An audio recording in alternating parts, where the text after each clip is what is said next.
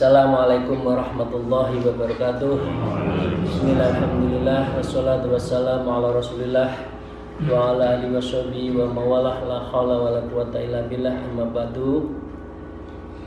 Para salikin dan muridin, para jamaah semuanya, mari kita bersyukur alhamdulillahirabbil alamin dan bersalawat Allahumma shalli ala sayyidina Muhammad wa ala alihi washabihi. Mari kita mulai, Bapak Ibu sekalian. Setelah kita membahas 2 atau 3 kali pertemuan yang menerangkan tentang apa yang bisa menghambat seseorang bisa mendekatkan diri pada Allah, di antaranya adalah mu'alajat dunia, orang yang sangat tergantung pada dunia, wal mu'alajatil makhluk, artinya kita sangat mencintai makhluk. Kemudian as-syaitan, kita tidak bisa mengendalikan pengaruh setan, dan nafsu. Maka Bapak Ibu sekalian yang saya hormati, mari kita hari ini kita akan memulai tentang apa anggota tubuh kita yang mempengaruhi dalam rangka kita mendekatkan diri pada Allah. Karena itu mari kita mulai. Wa qala al-mu'allif fi hadzal kitab wa nafa'u bima fi umniya fi darain, amin ya rabbal alamin. A'udzubillahi minasyaitonir rajim. Bismillahirrahmanirrahim. Tsumma ra'i hadhil a'dha arba'ata allati hiya al-usul. Tsumma ketahuilah, kemudian ro'a, kamu harus tahu, hadhil a'dha, hal-hal yang menjadikan instrumen di dalam dirimu. Al-adha'a arba'ah, ada 4 anggota tubuh kita, allati hiyal usul, dan yang 4 ini merupakan sumber dari segala sumber. Apakah kita itu akan dekat dengan Allah atau tidak? Nah, yang pertama mata, yang kedua lidah, yang ketiga perut, yang keempat hati. Katakan itu. Dan mari kita mulai.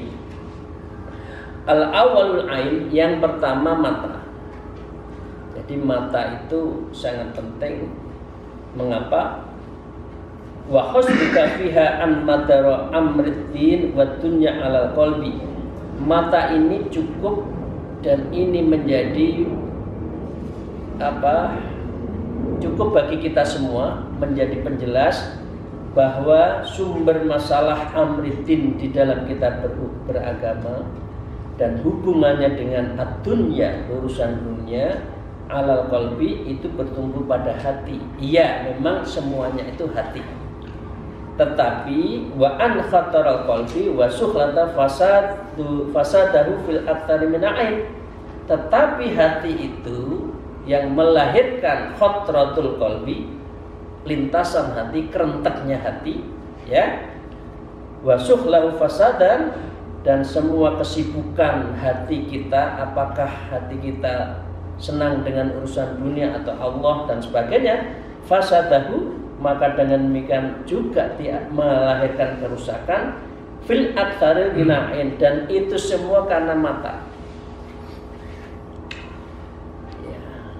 Pertama, pandangan mata. Selanjutnya terserah Anda. Kan gitu kan. Jadi orang kalau jatuh cinta itu kan pandangan pertama itu menghilangkan segala sesuatunya. Kalau sudah panah asmara, memadukan antara 2 insan yang berbeda, kemudian saling memandang, jatuh cinta, biasanya gelap mata. Nah, hati juga gitu. Hati itu bisa rusak, hati itu bisa terpengaruh karena mata kita itu telah melanjalankan yang juga mengganggu mata. Mestinya mata kita itu untuk membaca Quran, tetapi senang melihat, mohon izin pada ibu-ibu, drakor, ya, drama Korea. Kemudian mata kita itu malas untuk membaca Quran tapi melakukan sesuatu yang tidak pada tempatnya, meskipun itu tidak apa-apa, tapi mempengaruhi. Jadi dengan demikian itu ya Bapak sekalian, semua awal umur, semua awal dari semua masalah itu bermula dari mata. Mata bisa mempengaruhi ke hati, mata bisa mempengaruhi ke pikiran, mata bisa mempengaruhi terhadap tingkah laku dan amalan-amalan kita sehari-hari. Nah, karena itu walidzalika qala Ali radhiyallahu anhu man lam yamliku ainahu falaysa lil qalbi inda qimatun. Karena itu Sayyidina Ali berkata, karamal wajh, beliau berkata, man lam yamliku ainu, siapa saja yang tidak menguasai matanya, falaysa lil qalbi, maka tidak akan pada masuk di dalam hatinya inda qiyamahu, yang ada pada dirinya. Jadi itu suatu harga apapun itu juga bisa karena pandangan pertama mata. Seperti ibu-ibu lah, kalau lagi ke mall lihat mata ini tertuju pada satu barang kok seneng, ini pindah ke mana?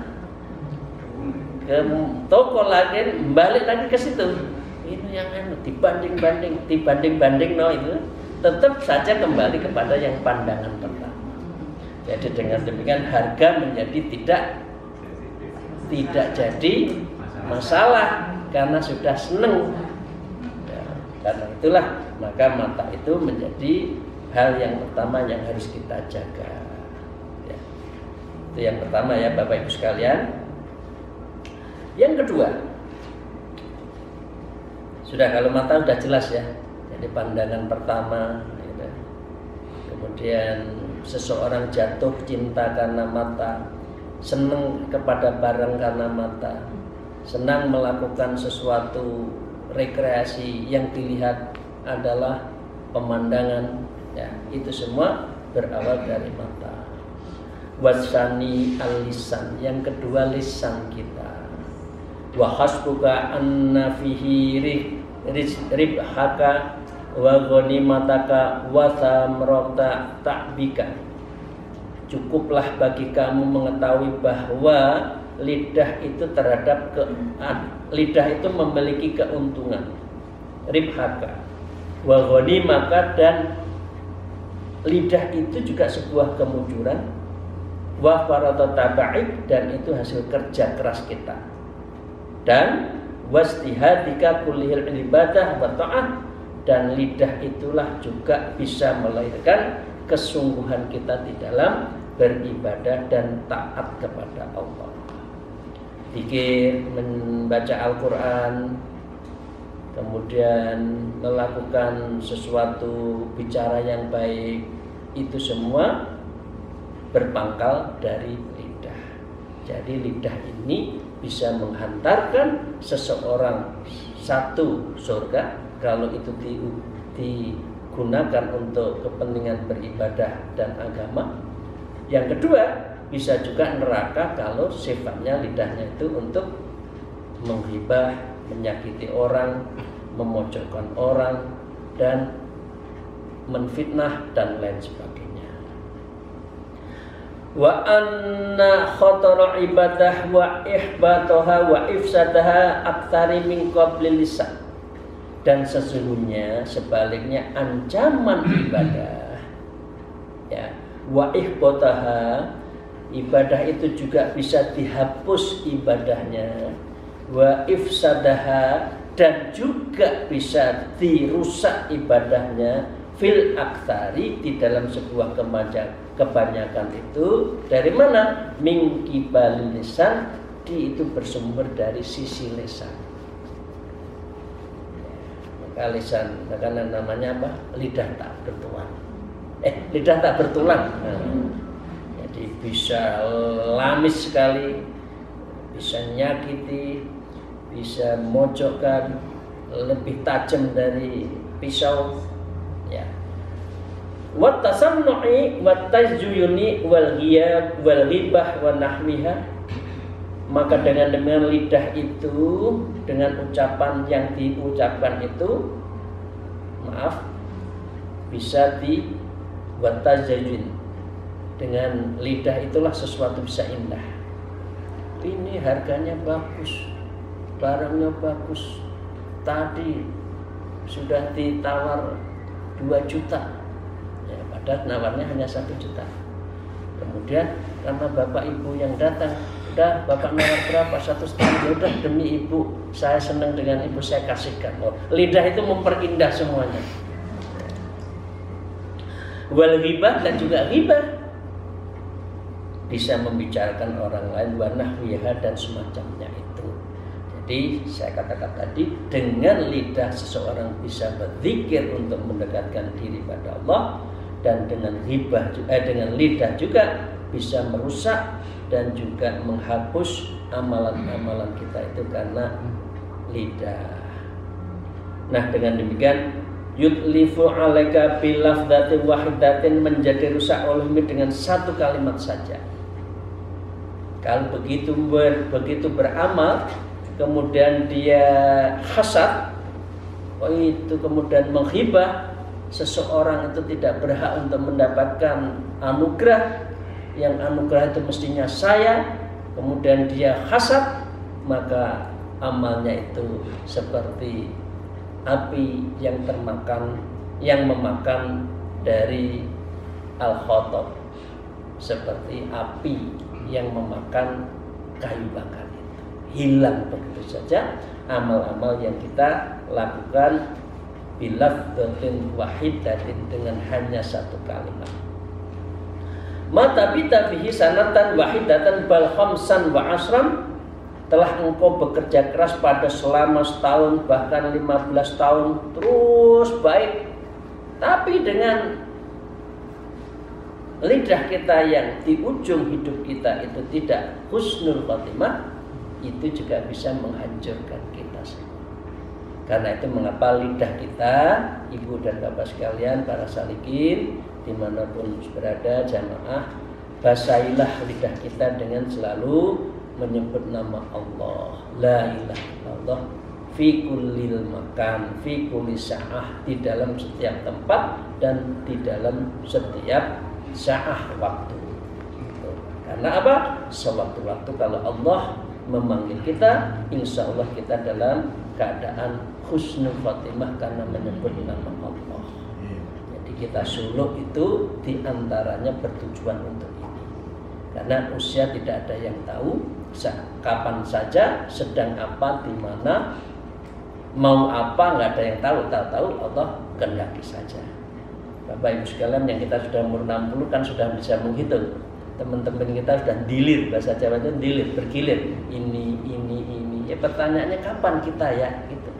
Nah, kalau gitu bekal kita apa? Kira-kira kan gitu. Ibu dan Bapak sekalian, saya lanjutkan. Wa qala al-mu'allif fi hadzal kitab wa fi ma ruwiya an ahadal ubbatis sab'ati wa qala li Yunus alaihi salam. Ini sama dengan cerita kemarin, Nabi Yunus didatangi oleh 7 ahli ibadah. Beliau berkata, ya Yunus, innal ubada idza ijtahadu fi ibadah. Wahai Yunus, sesungguhnya para ahli ibadah apabila mereka bersungguh-sungguh istihadu fil ibadah, lam yattaqawwa ala ibadatihim bisain afdali minas sabr. Meskipun dia ahli ibadah, maka dia tidak akan mampu menanggung ibadah itu kecuali dengan sabar. Sabar. Jadi sabar ini bagian dari kita itu menerima dari apa? Dari ridha Allah. Jangan kita suudzon dengan Allah. Apapun yang diputuskan Allah kita ikuti, ridha. Kalau tidak, nanti tidak sabar. Amal kita yang begitu banyak, kemudian suudzon pada Allah. Gimana sih Allah itu? Gusti Allah katanya mau ngasih Rahman Rahim kepada saya. Ini kok saya tidak dapat apa-apa. Yang lain sudah naik pangkat, saya kok belum. Nah, itu sudah suudzon. Berarti yang lebih baik amal itu yang tidak bisa mengalahkan adalah kesabaran. Antar kil kalam fi fadli tawil, dibandingkan kesabaran dan tidak berbicara di dalam jeda yang lama. Jadi mengapa orang itu kalau tidak banyak ngomong, maaf saya kan banyak ngomong karena saya ngaji ya. Kalau orang itu diam itu biasanya bahasa Jawa itu nyungkani. Jadi apa ya? Nyungkan itu apa ya? Segan. Ya wibawa, ada wibawa sedikit lah. Tapi kalau orang sedikit ngomong, lidahnya apa ya, gatel untuk tidak berbicara, biasanya dia terseleo dengan hal-hal yang tidak baik. Jadi itu ya Bapak Ibu sekalian, kesabaran itu sangat penting dan itu menjadi basis kalau kita ingin ibadah kita itu diterima. Sabar. Bapak Ibu sekalian, keterangan dari apa dialog ahli ibadah dengan Nabi Yunus itu begini. Tsumma Qur'an fasa'allati takalamta fiha bi fuduli ma kana yadurruka. Kemudian ingatlah akan jiwa orang yang telah dibincangkan mengenainya dengan ucapan berlebihan dapat membahayakan dirimu. Artinya ini ghibah. Jadi kalau orang tidak sabar maunya itu menghibah orang senang di bahasa saya itu SMS ya, seneng melihat orang susah, susah melihat orang senang, gitu kan? Ghibah ngalor gitu, oh itu hartanya dari mana? Naik pangkat, jangan-jangan dia nyokok, pokoknya dia menghibah itu adalah karena perbincangan dirinya terhadap orang lain dan ini apa? Membahayakan dirinya sendiri dari amal-amalnya. Maka dengan demikian Imam Ghazali atas cerita itu mengatakan lau qulta astagfirullah. Kalau orang sudah menghibah maka dengan demikian harus segera istighfar. Tahu-tahu kelatuk ya, bahasa Jawa kelatuk, terlanjur ngomong langsung istighfar ya. Apalagi batin langsung istighfar. Kalau kita menfitnah maka harus minta maaf kepada yang difitnah. Waktu ketemu, maaf tahun sekian saya menceritakan tentang Anda yang jelek, izinkan saya minta maaf. Kalau enggak itu bagian dari dosa yang akan mengalir pada diri kita yang dihibah. Amal kita mengalir kepada orang yang dikhasati itu. Farubbama yuafiqu sa'atan azizatan fayaqululaka fatar bahu roksul mal. Lalu terkadang bertepatan dengan satu ketika kita bilang astagfirullahaladzim, lalu Allah memberi ampunan kepadamu, maka engkau menguntungkan modal pokokmu roksul malikin, amal kita utuh lagi. Jadi kalau kita lidah kita menyakiti orang harus segera minta maaf. Memang minta maaf itu berat. Yang lebih berat memaafkan. Kadang-kadang kita kan masih dengar sampai anak cucu tidak saya ampuni, pokoknya sambil maaf kalau bahasa Tulungagung nyentai-nyentai ya, suaranya yang keras itu. Moga-moga kita tidak ya. Kita maafkan saja siapa yang salah buat kita. Itu yang pertama istighfar. Yang kedua, aqultu la ilaha illallah fayakunu laka minal ajri wat tukhri ma la yukhlitu bihi wa wahmuka. Atau segeralah Anda berucap la ilaha illallah. Berarti ketika kita sedang menfitnah orang, kan kita seakan-akan Tuhan menentukan haknya itu, hak Tuhan kita alihkan.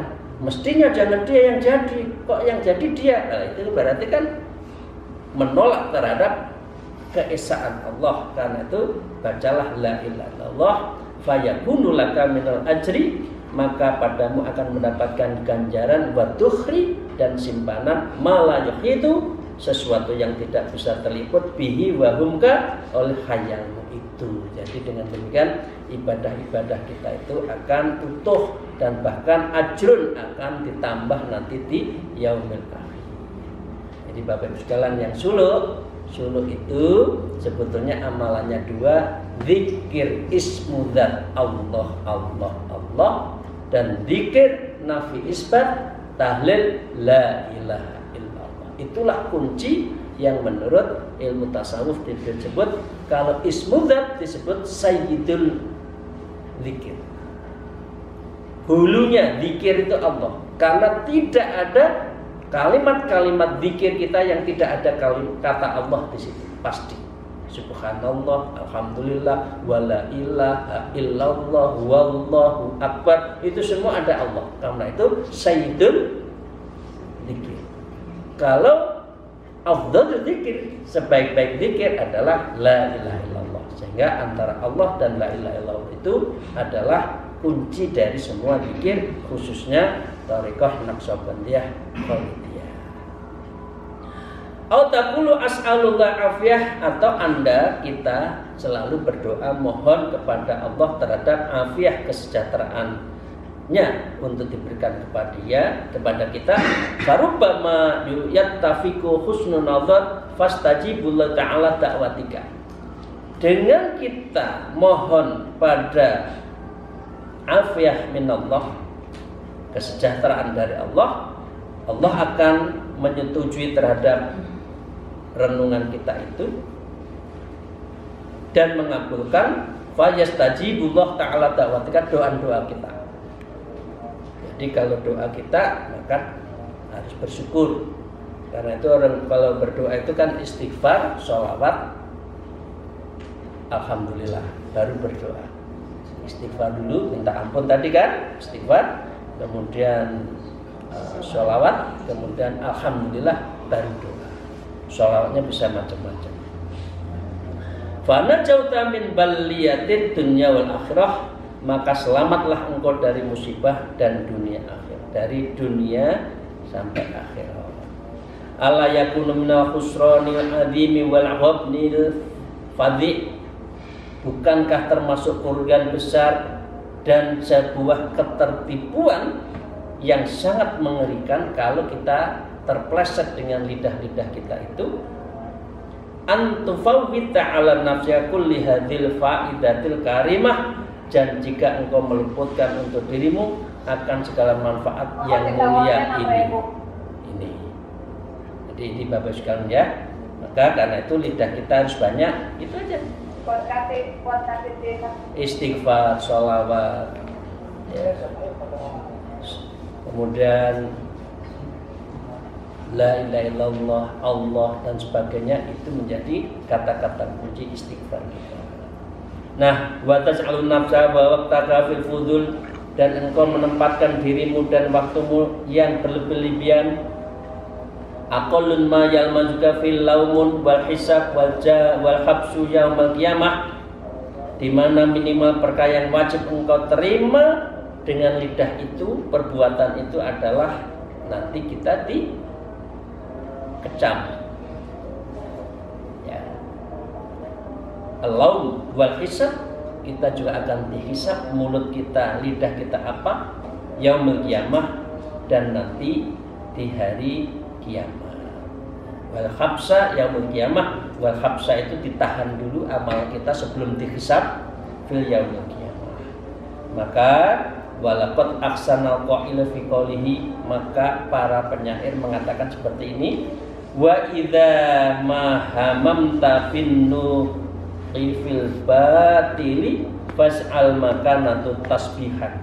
Apabila tidak engkau inginkan untuk berucap dalam sebuah kebatilan, maka tempati posisimu dengan tasbihan. Subhanallah. Dengan bertasbih, itu cara untuk kita bisa menahan lidah kita itu agar betul-betul selalu mengucapkan kalimat thayyibah. Nah, yang ketiga sekarang. Yang ketiga mungkin tidak cukup waktunya, mungkin sedikit aja. Yang ketiga perut. Wattalithul batnu. Yang ketiga adalah wattalithul batnu, perut. Wa khasbuka an maksudaka ibadah, karena perut ini adalah menjadi bagian yang terpenting dalam ibadah kita. Wa anna ta'am sesungguhnya makanan itu, maaf ini kita perhatikan, wa anna ta'amu badrul amal wa ma'uhu minhu yabduna wa yambutu. Karena sesungguhnya makanan itu benih dan amal dan airnya. Makanan. Kalau kita tidak ada makanan, maka kita tidak ada kekuatan. Ya, dan dari makanan itulah amal akan bertunas dan bertumbuh kembang. Wa ma'hu minhu yabdu wa yambutu. Dengan amal itulah, karena makanan, dia bisa tumbuh berkembang. Fa idza qabudzal badru, apabila jelek benihnya, la yatiku zar'a fa bal fihi khatarun ayyujda 'alaika adzabka, maka tidak akan baik tanaman itu.